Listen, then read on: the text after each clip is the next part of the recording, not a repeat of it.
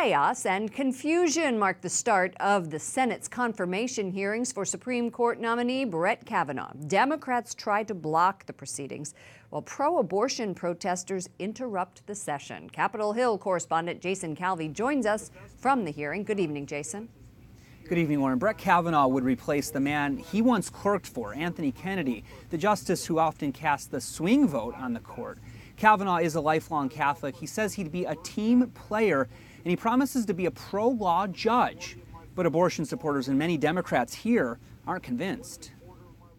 To serve as Associate Justice. Mr. Chairman, I'd like to be recognized for a question before we proceed. Democrats attempt to delay today's hearing, saying they need more time to review 42,000 documents released Monday from Brett Kavanaugh's time in the Bush White House. Mr. Chairman, I move to adjourn. Directly from Judge Kavanaugh. Dozens of protesters also interrupted the hearing. Brett Kavanaugh is an enemy of women's rights! You must vote no! We will not stop reproductive rights up to Kavanaugh! Senators, you must vote no! Some senators share their concern about the future of abortion rights. Roe is one in a series of cases that upheld an individual's right to decide who to marry. It's not the government's right.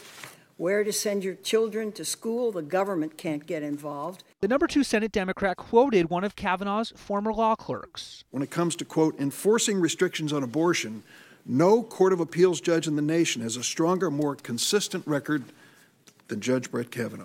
But Republican senators defended the 53-year-old appeals court judge. Many of the concerns that have been expressed about a new justice coming on the court somehow wiping away previous decisions single-handedly, not even with the help of other members of the court, is just plain ridiculous. And Ted Cruz fired back against Democrats. Our Democratic colleagues want justices who will rubber stamp efforts like the Obama administration's efforts litigating against the Little Sisters of the Poor, litigating against Catholic nuns trying to force them to pay for abortion-inducing drugs and others.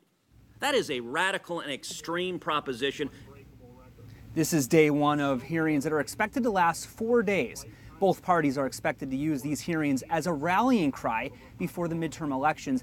Each of the 21 senators on the Judiciary Committee today made opening statements. Tomorrow, they'll begin questioning Judge Kavanaugh. Lauren? The question is, will he be able to speak? He wasn't able to even get a word in today, is that right?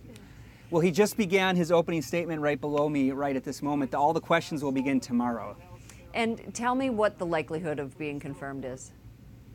Well, if no Democrats support his nomination, Republicans have no margin for error. That's because the GOP controls the Senate just 50 to 49. All eyes are now on 2 Republicans who support abortion. That's Lisa Murkowski of Alaska and Susan Collins of Maine. Neither has said she would vote against Kavanaugh. Now, there are 3 Democrats who voted for Judge Neil Gorsuch the last time around, and the GOP hopes to get their vote again this time. Capitol Hill correspondent Jason Calvi, great work. Thank you so much, Jason.